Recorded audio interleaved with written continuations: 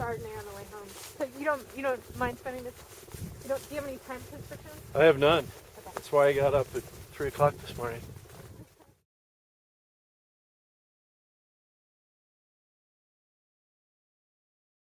I'm Kate Michaud. I'm a winemaker for Covey Run, and we're standing in the middle of Sagemore Farms, Block 14 in Dionysus Cab. And this block is part of my cab program,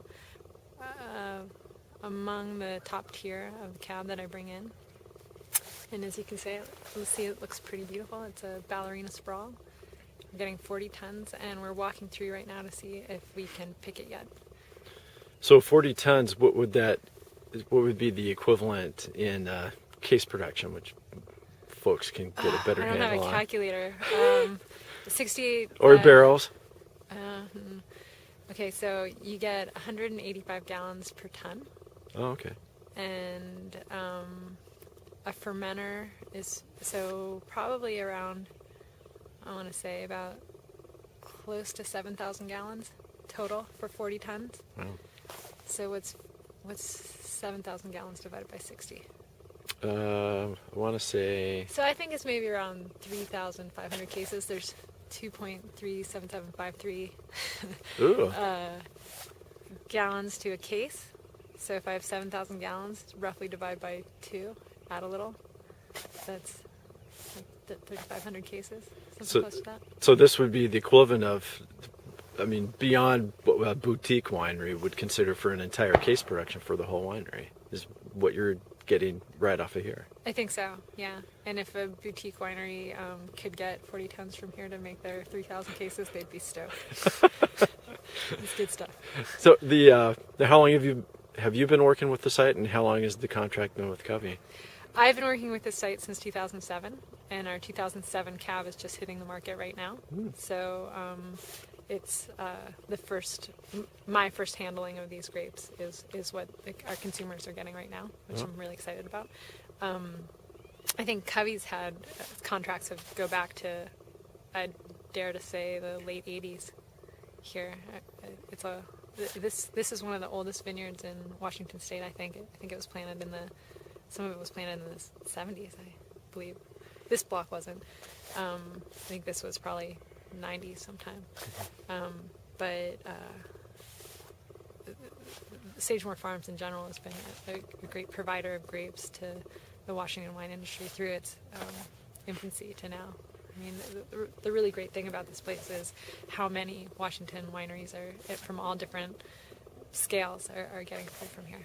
Oh, and you and your husband live in the Tri-Cities, this is a convenient spot for you to come out. What was it? Took us 20, 25 minutes to get out here from Richland? Yeah, 20, 25 minutes. So it's a vineyard I come to at least once a week during the growing season, sometimes twice a week, and it is convenient and pretty nice to be able to live close to the fruit that you're sourcing. And then right across the Columbia River, we have the Hanford Nuclear Reservation. We do. This is Dionysus. Oh, Dionysus, sorry. Bacchus is just across the way, across the gravel road. And I get a block of Block 4 Merlot from Bacchus, which is also another shared block. This is a block shared between Three Rivers and Covey, and Block 4 is shared by many, many boutique wineries, I think. Okay. And then although this has been maybe one of the more trying vintages, then it's exciting vintage. Exciting, yeah. That's what the winemakers, yeah, they do say it's exciting. Every year poses different challenges. Yeah. What are the sort of things that you're noticing about the vintage so far? Well, besides it being super, super late, I think it just is confounding, I guess I'd say. There are some varietals where the late season hasn't seemed to affect very much, like Gewürztraminer and Merlot and Syrah. They're all kind of middle ripening varietals. So in general, Sauv Blanc ripens first, then kind of Chardonnay and from hotter sites, and then you get into the Merlot and Gewürztraminer and Syrah. And it seems like the Sauv Blanc and Chardonnay are significantly late. And the Gewürztraminer, Merlot, and Syrah are picking out generally when we do pick them out regardless of what the season has thrown, or not regardless, whatever this season has thrown at us.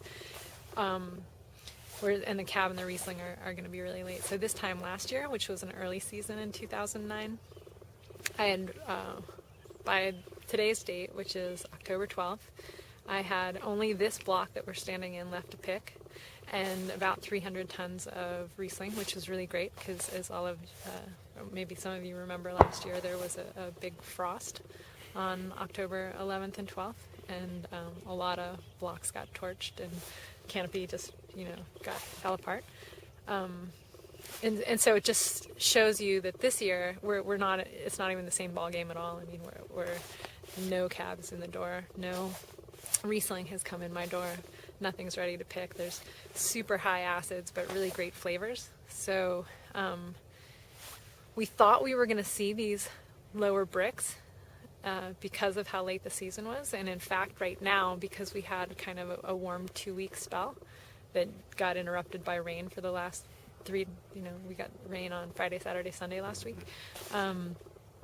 We're seeing this kind of hike in red varietal bricks that we weren't expecting to see, and in Riesling as well. So I'm seeing, I generally like to pick Riesling at kind of between 22 and 23 bricks with a lot of acid, but not obnoxious tooth melting acid.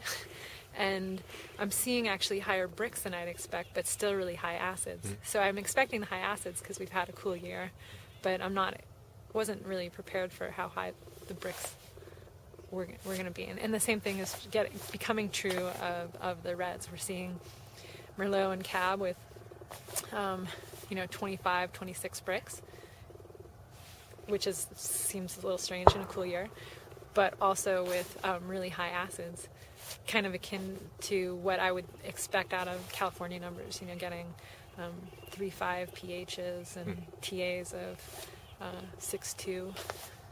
And typically when we pick in Washington, we kind of are edging more on like 3.8, 3.9 pH and TAs of 4, 4.5.